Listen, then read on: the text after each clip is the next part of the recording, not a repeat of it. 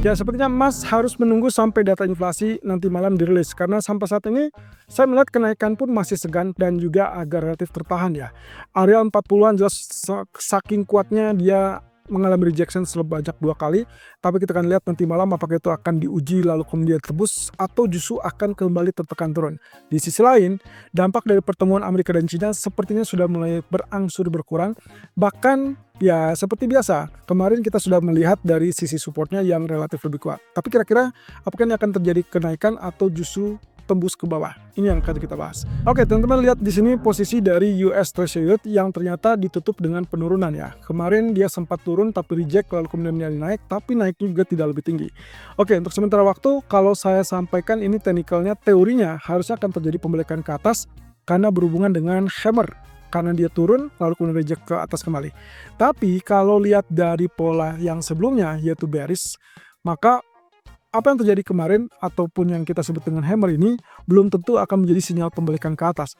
Justru melainkan dia akan cenderung membatasi kenaikan sehingga akhirnya kita masih punya peluang untuk melihatnya dia turun. Nah, tapi apakah seperti itu? Ya tergantung dari data inflasi nanti malam. Inflasi yang lebih rendah tentunya akan membuat dia turun lebih lanjut dan mungkin akan mencapai ke target terendah dari candle di tanggal 6 Juni. Nah, sebaliknya kalau inflasi yang lebih tinggi tentunya dia akan naik dan tembus di atas level 9 Juni atau bahkan sentuh level tertinggi 29 Mei. Nah, sebaliknya untuk US dollarnya mungkin kita juga harus pahami di sini dia sedang struggle, dia sedang berjuang untuk mendapatkan kenaikan lebih lanjut. Tapi seperti yang terlihat di sini, dia tertahan. Waktu kemarin atau 2 hari yang lalu kita sempat dapatkan sinyal dari Morningstar, kemudian dia naiknya gagal, tertahan, kemudian dia kemarin pun sempat mencoba untuk naik tapi lagi-lagi gagal. Jadi untuk kesimpulannya apa? Kesimpulannya adalah bahwasanya kemungkinan untuk pola kenaikan diragukan untuk saat ini. Tapi ini bisa saja pembalikan. Kalau misalkan kita asumsikan CPI nanti malam jauh lebih kuat daripada ekspektasi, maka yang mungkin akan terjadi adalah penguatan US dollar. Dan itu jelas berarti dia akan mengincar zona 100 poin per 80-an atau bahkan lebih tinggi. Tapi sebaliknya, kalau data CPI-nya lebih rendah daripada ekspektasi, maka kita akan lihat dia menghujam sampai $98 atau bahkan lebih rendah. Dan itu berarti melanjutkan penurunan dari wave ke-5. Oke, berarti kalau begitu kuncinya hanya di CPI. Karena tidak ada data lain yang mungkin akan menggerakkan market, maka perhatikan keduanya. Oke, bagi saya untuk posisi pound sterling ini masih tetap lanjutkan penurunan persis dengan apa yang kita bahas kemarin ya.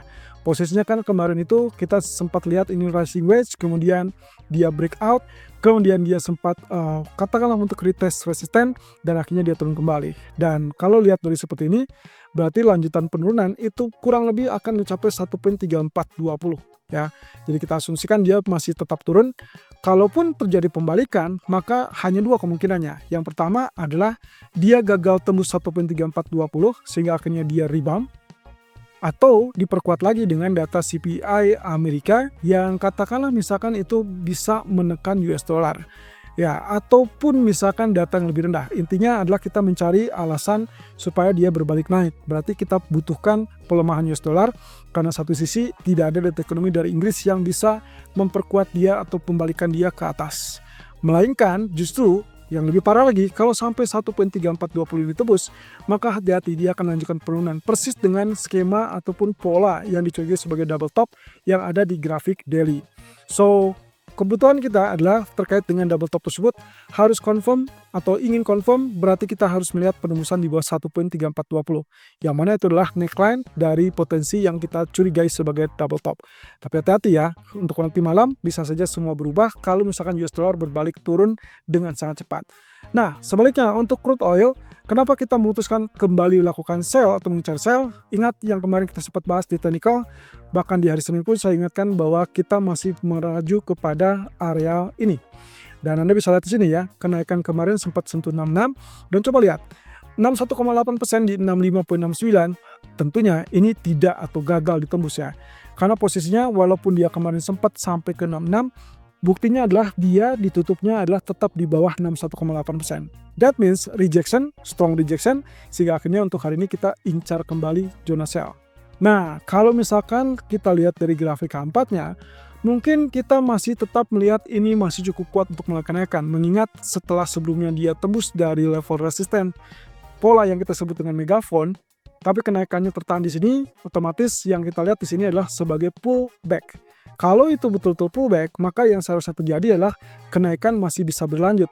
Sehingga kemungkinan untuk tembus di areal atau di atas $66 itu masih bisa terwujud. Tapi sebaliknya teman-teman, hati-hati dengan inventory crude oil yang akan di nanti malam. Kalau ternyata inventory menunjukkan ada pasokan yang sangat melimpah, maka fix di situ kita akan melihat sebagai tanda-tanda lemahnya permintaan ataupun konsumsi.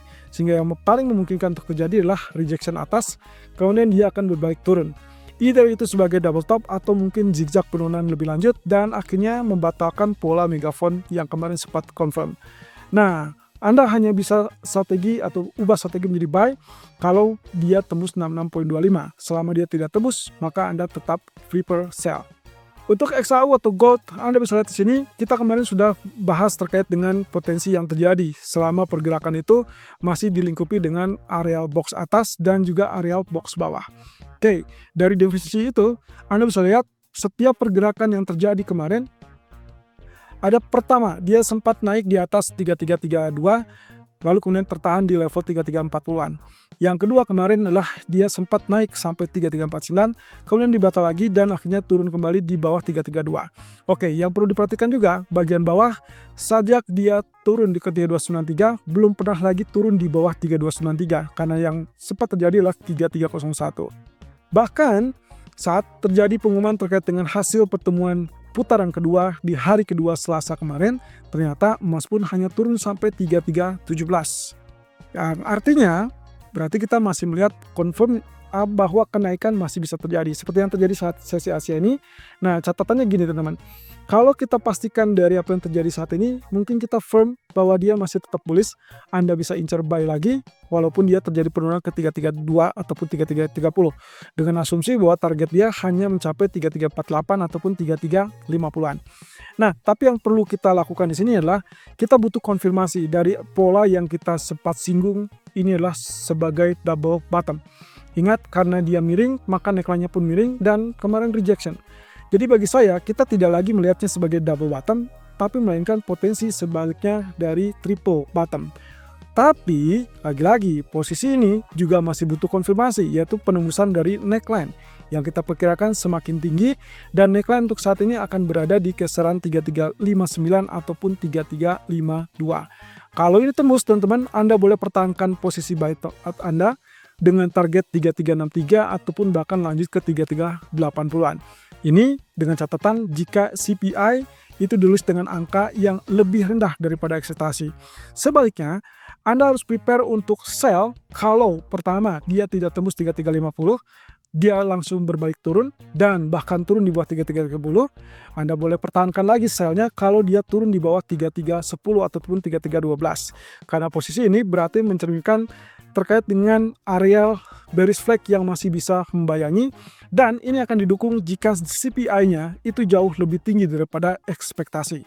So, hati-hati, malam hari mungkin kita harus ubah strategi atau bahkan mengikuti pola yang sebelumnya sempat terjadi. Apalagi di grafik daily menunjukkan betapa kuatnya areal merah ini dan penurunan hanya sekedar pullback. Ini adalah spinning top. Spinning top akan ditentukan dari penutupan candle hari ini. Kalau candle hari ini bullish, maka besok kita akan lihat kenaikan lanjutan. Tapi kalau ini bearish, maka besok kita akan lihat penurunan lanjutan.